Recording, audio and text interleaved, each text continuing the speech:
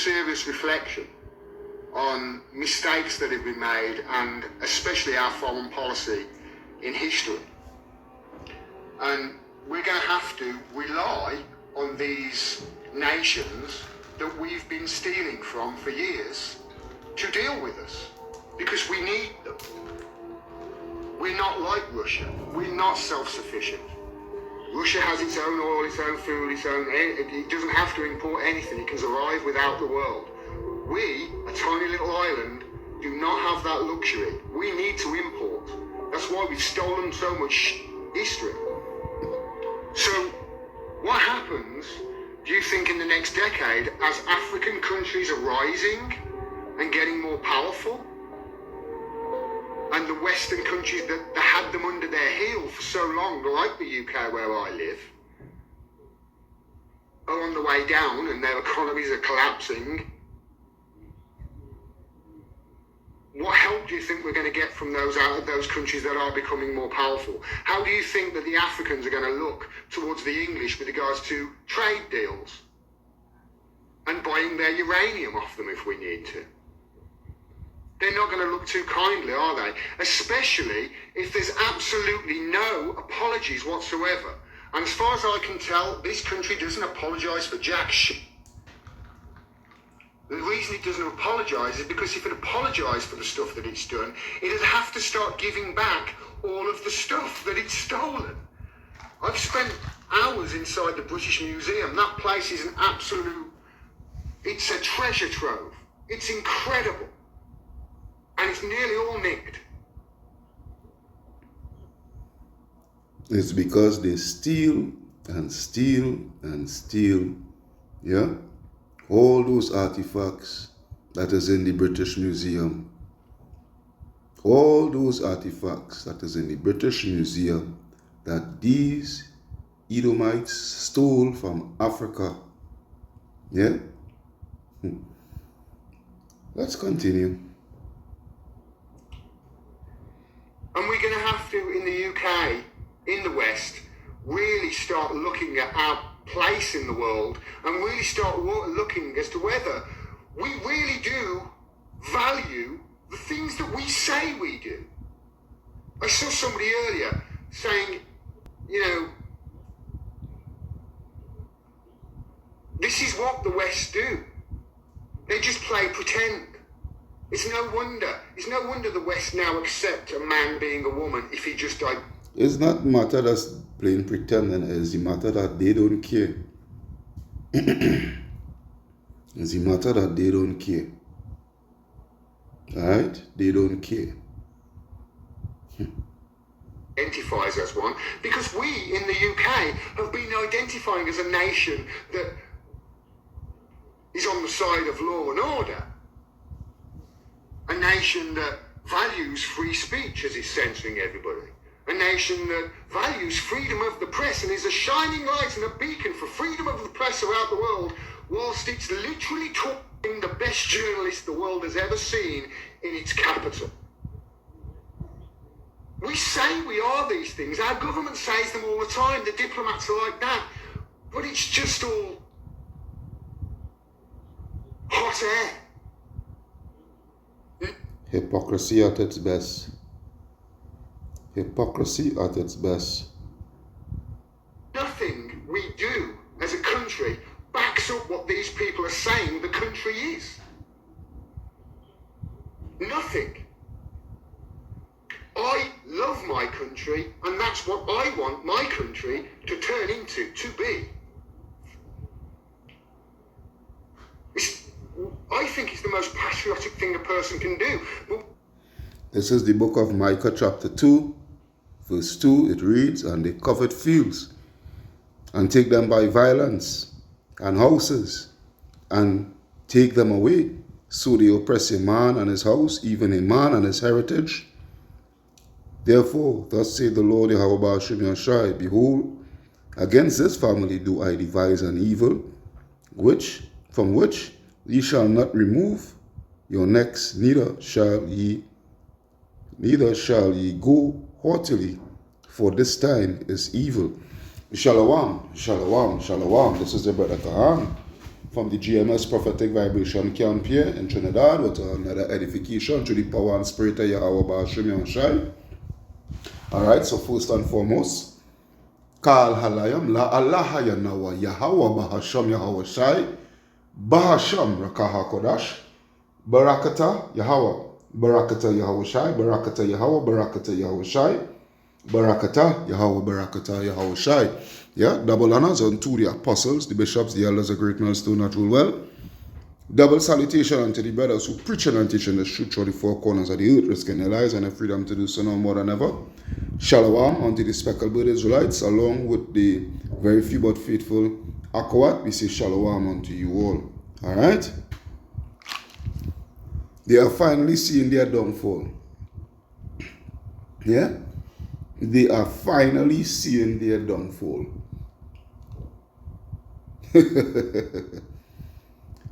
He is actually stating the reality of not just the country of Great Britain, but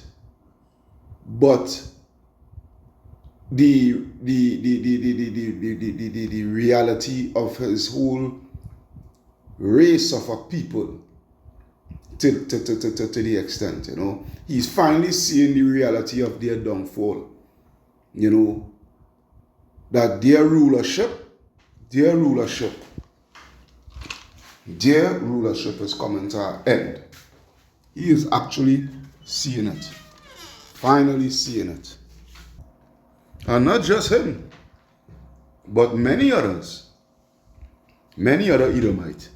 All right. They are actually seeing their downfall. They are actually, because you see, you know, what our scripture is in? It's in Galatians, you know, but I gotta look it up. Let me see here.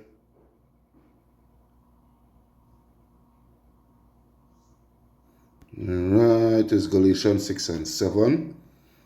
Alright, let's go to that. Galatians chapter 6 and verse 7, as it reads, Be not deceived, Yahweh is not mocked. For whatsoever a man soweth, that shall he also reap.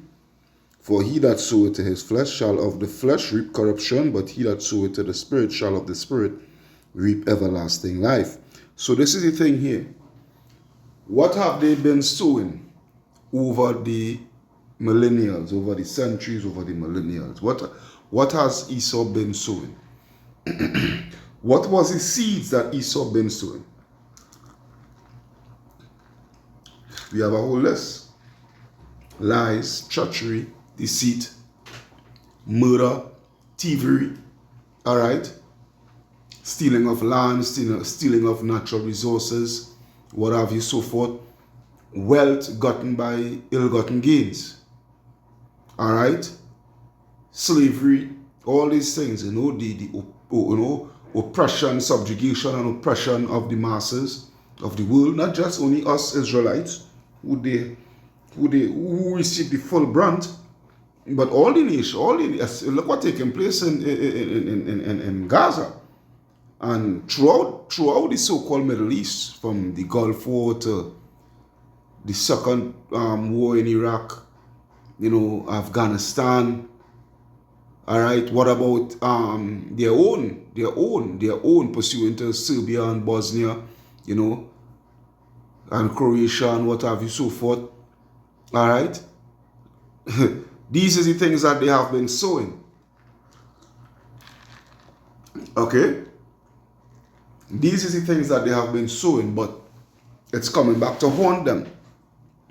It's coming back to haunt them because now you're having a situation, especially where West Africa is concerned, as he said, and you see, it bothering them a lot because they know that they themselves been benefiting. When I'm saying it's bothering them. The them that I'm speaking about is the lower level Edomites. You know?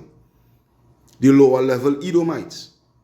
All right. And again, the seeing the downfall.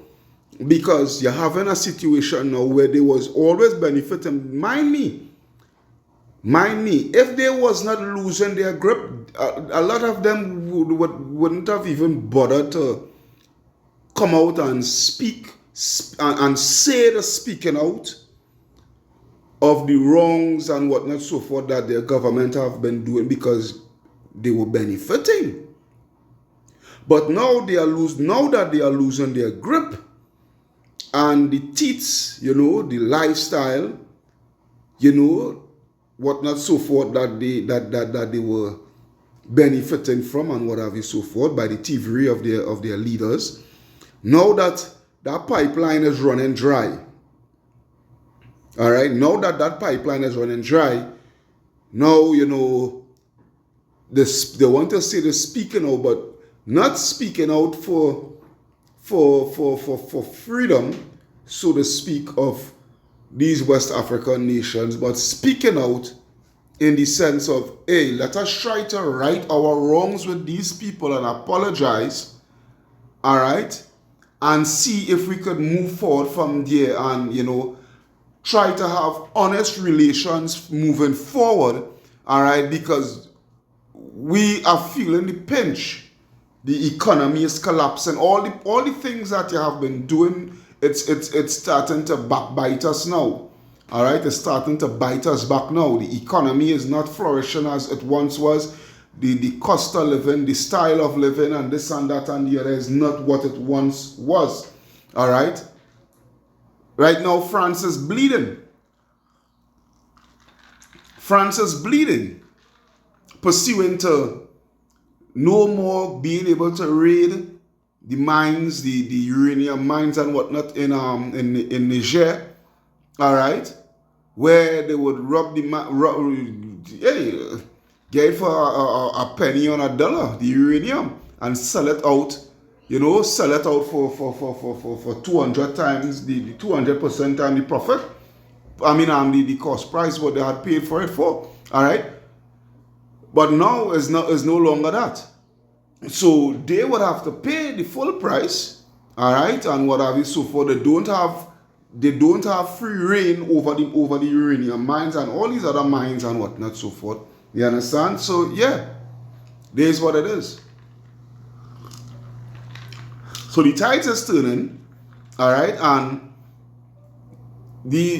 some in these respective nations, they're waking up, all right, and they're making a way for themselves. This is what it is. And as he rightfully said, they will never apologize, because if they have to apologize, all right, they know that they will have to return every single thing that they have stolen.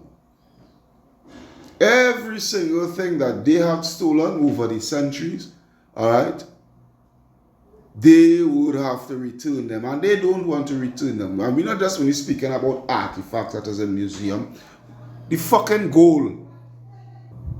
Yeah, they would have to return all the gold and all the diamonds and whatnot, so forth. Everything that they have stolen from us, they would have to return. All right, and that is something that they don't want to do. All right, there's I could remember myself and Brother Yerushalayim, we had done an edification on a guy. I would want to believe he's some university professor or something like that, in which he was speaking the truth, pursuant to we need to keep Africa poor in order for our survival. All right, we need to keep Africa under subjection and what have you, so forth. Keep them poor. Keep them tied to our monetary system. Keep their money tied to our monetary system and whatnot, so forth. This, that, the other, so that it can be for our beneficial, our survival. Because if we don't, we would not be a flourishing race. That trajectory that they want to push forth. That they are a superior race, a master race. Look at our innovations and our technological advancement and whatnot, so forth. All right.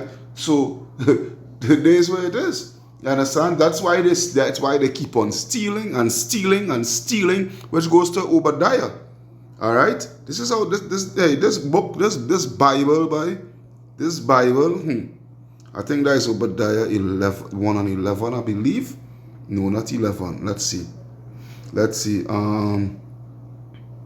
Verse 5 actually. Obadiah 1 and 5, where it reads, if thieves came to thee, if robbers by night, how art thou cut off? Would they not have stolen till they had enough? If grape gatherers came to thee, would they not leave some gleaning grapes? Verse 6, how are the things of Esau searched out? How are his hid things sought up? Alright, so this is the thing. Number one, these people will never stop stealing, pursuant to verse 5. Alright? They're never satisfied. They're never satisfied. That's Habakkuk 2 and 5, I believe. Yeah, Habakkuk 2 and 5, which I should get. Alright? And pursuant to verse 6, all their treacherous ways, all their treacherous ways and whatnot, so forth, and how they've been dealing with people and whatnot in order for their survival, the Lord is exposing them. All right, they are being exposed. All right, but the thing about it is they could never ever be satisfied. They're stealing, have the whole world, and yet still they are not satisfied. Habakkuk chapter 2 and verse 5, where it reads, also because he transgressed by wine, he is a proud man, neither keep it at home. All right, neither keep it at home. Go throughout the whole four corners of the earth. All right, wherever the wealth is, Esau is there. You hear what I'm telling you? Wherever the wealth is, Esau is there. You will find them there. All right? And he will not find, he is not there. He is not there for your benefit. No, he is there to steal what you have. All what you have, all your wealth, your natural resources, he is there to steal. All right? Because because he transgressed by wine, he is a proud man, neither keep it at home, who enlarging it his desire is as hell, and is as death, and cannot be satisfied, but gathereth unto him all nations, and heapeth unto him all people. You understand? This is what it is with this man. This man going through the four corners of the earth and stealing and would not, And the thing about it is, the reality is starting to sink in and set in. All right? It's starting to sink in and set in, pursuing to the lower level Edomites, where they are seeing their way of life is coming to an end. All right? It's coming to an end. And, they're like, hey, we really have to start to try to set things all right. We really have to make amends for all our wrongs that we have been doing. Because look at the state where we have reached to now. And again, they are only speaking out because they are being affected by it. Had they not been affected by it, had everything just been as is, or as was, I would say, as was, they wouldn't give two shits. They wouldn't give two shits about who's suffering, who at the bottom of the barrel, who going through hardship, who this, who that, who the other. Why? Because they are benefiting from the wickedness that their leaders have been carrying out. All right? For over the centuries. They have been benefiting from that head start that they had gotten. But now the other contenders within the race, all right, the other contenders within the race are actually catching up. So that head start that they had, it is dwindling before their eyes, and the contenders, they are catching up, and soon they're going to overpass them. You understand? So now they want to cry for fairness now. Let's be fair. Hey, they don't have time for that anymore. That time done pass. Yeah, that time has already passed. And I will leave with this last scripture because I didn't want to make this too long. I had to go to the plantation. All right, but how that scripture go by? I think that is Isaiah 33. You know? I want to believe it's Isaiah 33. Let me see something here. Isaiah 33 and 1. Let me see. Yep, Isaiah 33 and 1, where it reads, Woe to thee that spoilest, and thou was not spoiled, and dealest treacherously, and they dealt not treacherously with thee. When thou cease to spoil, thou shalt be spoiled, and when thou cease to make an end to deal treacherously, they shall deal treacherously with thee. All right, and this is what is coming on the heads of Esau, Edom, the whole of Esau, Edom. The whole of Esau, Edom. Yeah? So I hope you all are edified through the power and spirit of Yahweh Baal Shem Yahushai. This is your brother Kahan from the GMS Prophetic Vibration Camp signing out. Saying, Kal Halayam La Allah Hayanawa Yahweh Baal Shem Yahushai Baal Shem Kodash. All right, double honors unto the apostles, the bishops, the elders of great men still not well. Salutation unto the brothers who preaching and teaching the truth through the four corners of the earth. Shalom unto the speckled Israelites along with the Aqua, the very few but faithful. Shalom, shalom, shalom.